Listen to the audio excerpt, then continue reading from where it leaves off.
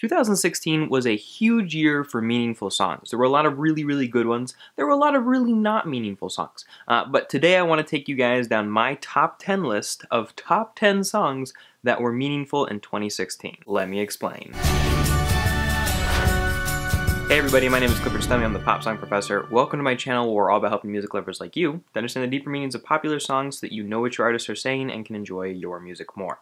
Today we are talking about the top 10 meaningful top 10 songs of 2016. How did I judge these? Well, first I found a list of all of the top 10 songs from 2016, and then I started looking for new, fresh, complex, rare concepts that weren't repetitive and that looked at difficult topics in a not shallow way. Just as an example of some songs that did not make it on the top 10 list, Stitches by Shawn Mendes, My House by Flo Rida, Panda by Designer, 24K Magic by Bruno Mars, songs like that. Now, just because a song doesn't make it on this list doesn't mean it's a bad song. A lot of those other songs I still love listening to and I still love going deeper into, so this is not me hating on your favorite band. All I'm trying to say here is I found songs that challenged me intellectually and caused me to think about new things that either I hadn't thought about before or hadn't thought about in that way before. Alright, so number 10 on the list is Deja Vu by J Cole. Club jumping, don't stop on top, but you know we only go to 2 o'clock. It was only up there for 1 week, but it was pretty awesome. The song is about a guy asking a girl for her number. He's talking about a girl that messes around with small town guys when he's got bigger dreams. And so it really is about trying to break free of this world and trying to convince somebody else to go along with you. There are elements of it that are about fear and anxiety, and I think it's particularly deep because he says, "Darling, don't you wait for me because I can see the promised land, but I can't do no promising." So it's an honest take about the difficulty that may be before him in his life. Number 9 is No by Meghan Trainor. My name is No. My sign is No. I think that Meghan Trainor may have been just bandwagoning with a already moving social movement, but it's a social movement that I think she's really helped to encourage in the past with songs like All About That Bass, so I didn't mind so much. You probably recognize the lyrics, "My name is No, my sign is No, my number is No, you need to let it go, you need to let it go." It's essentially her empowering women to believe that they have the power to say no when some guy they don't want to go out with tries to hit on them. Number 8 is Closer by the Chainsmokers. Can't stop. No, I can't stop.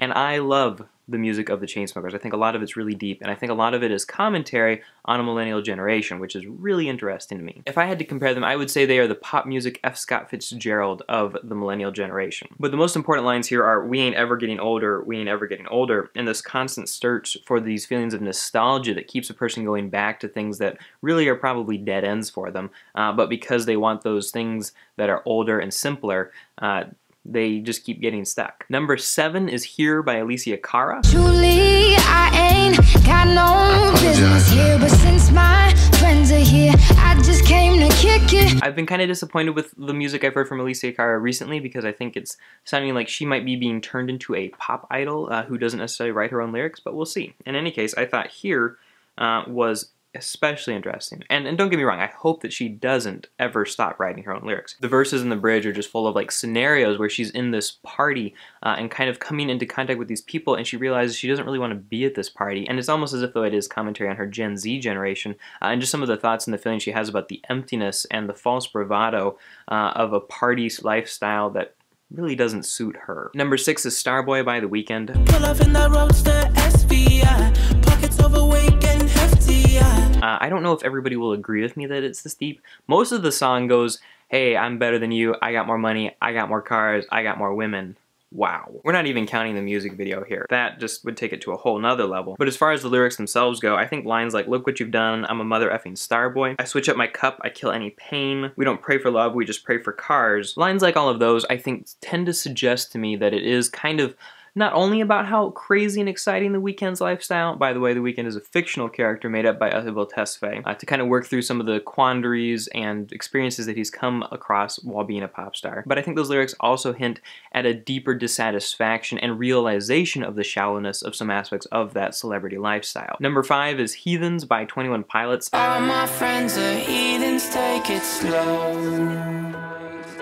Wait for them to ask you who you know. This song could go a couple of different ways. People aren't 100% sure, but I happen to think, especially based on listening to future songs of theirs that seem to be predecessors to this song, that it's kind of about Christian witnessing, which is really weird to have in the top 10. It could also be about in and out groups and being willing to be careful when you try to enter a group and not assume that you have all of the answers to help these people. But I think that that can apply to witnessing styles, meeting new people, or dealing with people with mental illnesses. Lines like, "All my friends are heathens, take it slow, wait for them to ask you who you know. Please don't make any sudden moves, you don't know the half of the abuse," seems to suggest that the songwriter, Tyler Joseph, doesn't want people going to his friends and acting like, oh, you know, if you just become a Christian, all your problems ever will be solved. It's a little bit more nuanced than that. And fourth is I Took a Pill in Ibiza by Mike Posner.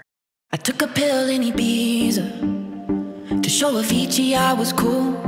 And when I finally got sober, felt 10 years older, but it was something to do. This song I thought was so cool. Of course, he didn't create the Sieb remix that you probably have heard on the radio. His was a much slower, more acoustic version.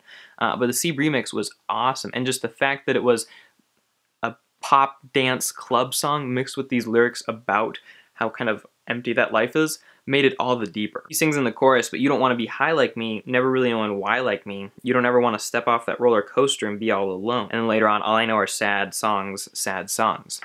This song is about him kind of coming to terms with who he was post-popularity after he released the single Cooler Than Me, and then none of his other music really seemed to catch. He had to kind of come to terms with just being, you know, kind of a B-list pop star. And this song is kind of him letting the world know what it's been like for him personally. Number 3 is Stressed Out by 21 Pilots.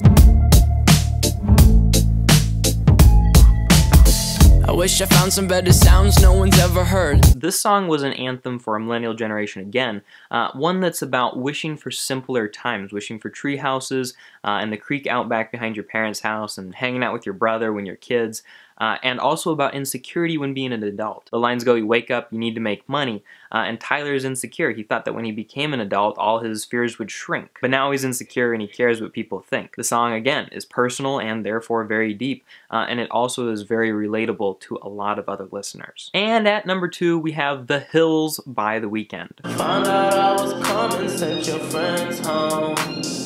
Keep on trying to hide it, but your friends know.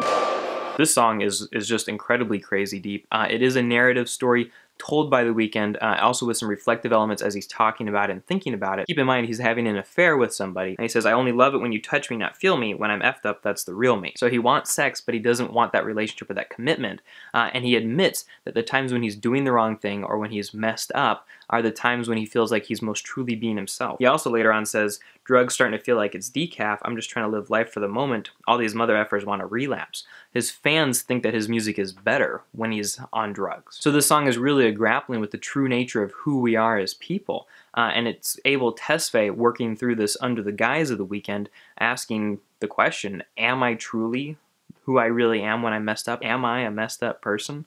And it's deep, and it's sad, and it's incredibly interesting. And finally, at number 1, we have Ride by 21 Pilots. Oh, oh, oh, I'm falling, so I'm taking my time on my... Keep in mind, people, I'm not a fanboy of 21 Pilots, but when we're talking about just straight up meaning and depth, these songs don't take a break from being about something. They're not just meant to be danced to, they're not meant to just be listened to, they're meant and intended by the artist to be interacted with. And so the fact that they got on the top 10 puts them in a very good place to be at the top of this list. Whether or not they were like the best sounding songs or the best songs overall, these songs are meaningful. Tyler Joseph sings, yeah, I think about the end just way too much, but it's fun to fantasize. So he's thinking about death and wondering what it's going to be like. Instead, he realizes that he should be taking time on his ride and just enjoying life as he goes. And then he does a lot of soul searching. He says, I'd die for you, that's easy to say. We have a list of people that we would take a bullet for them. But later on he says, metaphorically, I'm the man, but literally I don't know what I'd do. So he wonders, would I really jump in front of a bullet for these people? Would I really save them? Especially when there are people who I won't even live for. The bridge is probably my favorite, and it's a perfect way to end this list. It's just him saying, I've been thinking too much over and over and over again. And perhaps you guys feel that same way, so we're going to go ahead and wrap it up. Thanks so much for watching, everybody. I hope that you enjoyed this video about the top 10 most meaningful top 10 songs from 2016. It's been a pleasure to make, and I hope that you guys have a great day. Don't forget to comment a song that you thought was the most meaningful of 2016. Check out this video that I've specifically chosen for you that I think people who watch this video will like, and don't forget to join the song meaning community. Thanks so much for watching. Talk to you later.